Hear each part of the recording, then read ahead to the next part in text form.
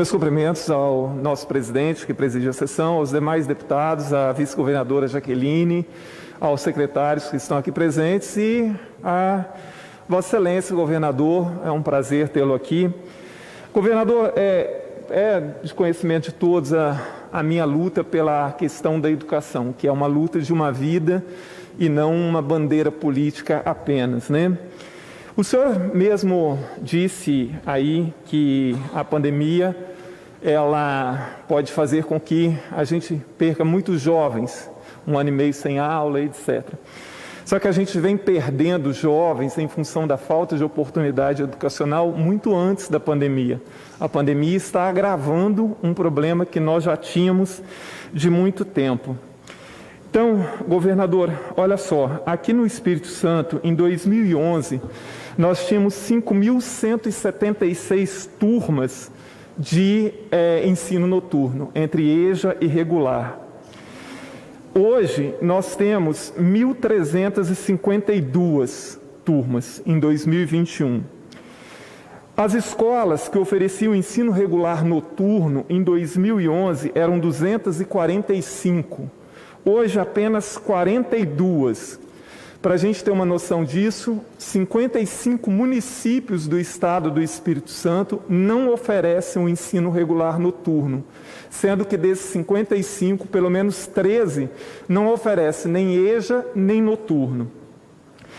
Isso tem contribuído, governador, para uma evasão muito grande, nem a evasão, para uma expulsão dos alunos das escolas, porque esses jovens não têm como estudar. Primeiro que nos municípios onde não tem regular noturno, quando um menino termina com 15 anos o ensino fundamental, ele não pode ir para o 2º grau mesmo que tenha EJA, porque o EJA noturno 2º grau só pode ser matriculado com 18 anos. Então, nós tivemos um aumento aí nos últimos anos de jovens fora da escola, em idade escolar de 15 a 17 anos, que hoje chega a uma cifra aproximada de 100 mil jovens fora da escola. Fora aqueles que estão acima da idade escolar e que não concluíram a educação básica também. Lembrando sempre, governador, que EJA não pode servir como substituto de ensino regular. A modalidade EJA ela foi criada para uma outra questão. Então eu não posso fazer opção, ou eu ofereço EJA ou eu ofereço regular. Eu sou fruto da escola pública, estudei no noturno a minha vida inteira praticamente, trabalhando de dia e à noite estudando. Então nós estamos expulsando das escolas alunos. Eu dizia isso na época do governo Paulo Artung. E aí sempre vinha aquela história, mas o Espírito Santo investe muito na educação, porque nós temos o melhor IDEB do país. Um dos fatos que tem elevado o IDEB do país é o fato que nós temos expulsado das escolas justamente aqueles alunos que obtinham um rendimento menor nas avaliações que geram o índice do IDEB. E a questão aqui no Estado, e nós sabemos disso, né, tanto do governo do senhor anterior quanto do governo do Paulo Artung, a quantidade de dinheiro que foi retirada da educação para suprir o caixa da Previdência. Atualmente tem se dito que o governo está repondo isso em função da emenda constitucional do novo Fundeb. Mas ano passado, independente da emenda do Fundeb, o Supremo Tribunal Federal já tinha julgado a inconstitucionalidade, coisa que eu vinha falando desde 2015, falando aqui, né, pregando no deserto praticamente.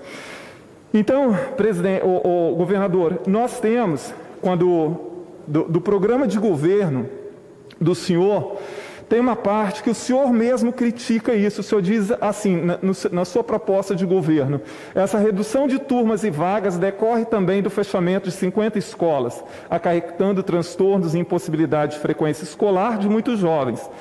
Ainda atingiu fortemente o turno noturno. 150 escolas deixaram de ofertar vagas. E a oferta da educação de jovens e adultos, que teve queda de 5.000 para 1.000 turmas. O que é pior, atingiu mais duramente aqueles que são vulneráveis ao processo educacional. Os jovens com defasagem de idade séria e os jovens de região onde o atendimento já era precário. E nós não observamos, governador, até agora, nenhuma atitude do governo atual do senhor no sentido de reabrir o ensino noturno na maioria desses municípios e oportunizar que esses jovens tenham a condição de terminar a educação básica.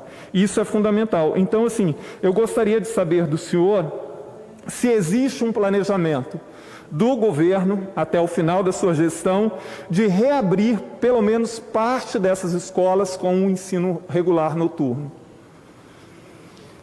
Obrigado, deputado Sérgio Majesco. Você traz tema da educação, que é um tema importante, fundamental, especialmente neste período que a gente está vivendo. Assim, nós não podemos, de fato, substituir o ensino noturno pelo EJA, né? Nem pelo EJA regular, nem pelo EJA profissional. Mas abrir vagas de EJA é fundamental, para a gente poder também dar uma oportunidade à juventude. A gente abriu o EJA regular 4.470 vagas, profissional 2.640 vagas, entre 2019 e 2021.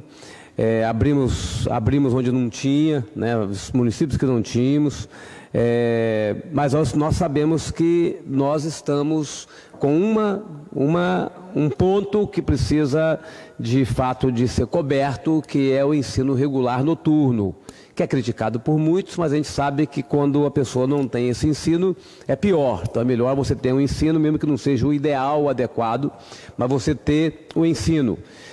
Tínhamos, sim, intenção de avançar com relação à abertura do ensino regular noturno em diversos municípios que têm demanda, por exemplo, Cariacica tem demanda, mas a pandemia atrasou a implementação de ações nessa área, porque nós estamos há 1 ano e meio com educação à distância, com ensino remoto, agora que a gente está na alternância, né, de presença de alunos. Esperamos que daqui a pouco, com a vacinação dos professores, a gente possa avançar.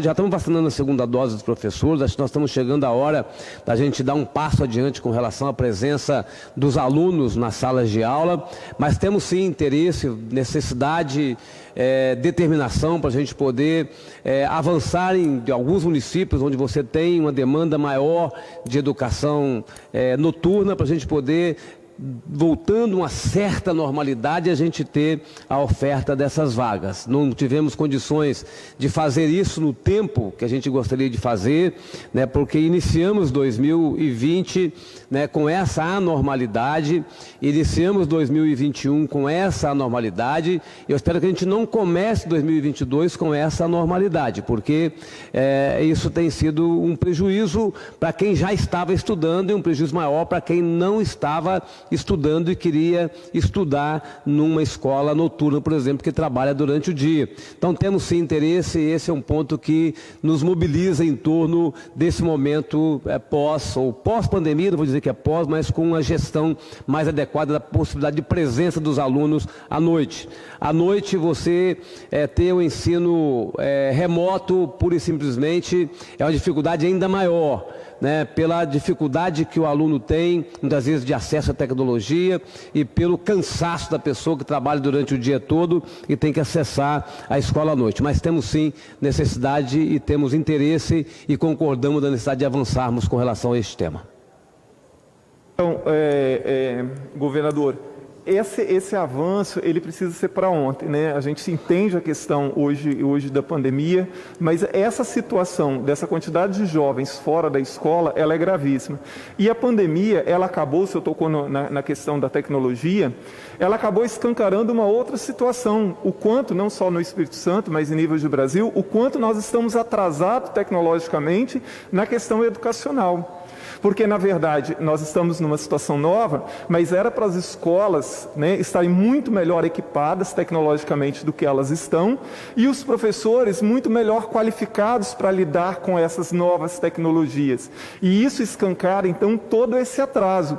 E nós, governador, esperamos, nós até apresentamos uma PEC aqui, que o Estado do Espírito Santo, ele tem sim um passivo de pelo menos 6 bilhões de reais com a educação, que foi o dinheiro que foi usado do MDE de 2011 para cá, e que esse dinheiro precisa ser devolvido. Embora o STF, quando julgou inconstitucional a resolução do Tribunal de Contas do Espírito Santo sobre o uso desse dinheiro, não tenha dito sobre a devolução, mas eu acho que é uma questão de justiça e de até assim, uma questão moral, que o Estado, mesmo que de uma forma paulatina, devolva esse dinheiro da educação, porque esse dinheiro está fazendo falta. Nós estamos com um programa muito forte de investimento na educação, deputado Sérgio Magesta, estamos forte mesmo. E queremos que esse volume de recursos se repita por muitos anos para além até de 6 bilhões de reais, porque achamos que a educação merece todo esse investimento, estamos fazendo isso, queremos que a gente possa, de fato, alcançar os jovens para que ele possa estar em sala de aula. Acho que não tem ninguém aqui, nem eu, nem nenhum parlamentar, você milita muito na educação, conhece o tema com mais profundidade, conhece os dados, isso é bom para esse parlamento aqui, porque você traz um tema com profundidade, né, para esse debate, e nós temos interesse total em dar passo adiante. Ninguém aqui está insensível com relação a esse tema. Eu tenho plena convicção que aquilo que a gente planejou para este ano ainda e para o ano que vem vai mostrar claramente que o nosso caminho é um caminho exitoso de investimento na educação.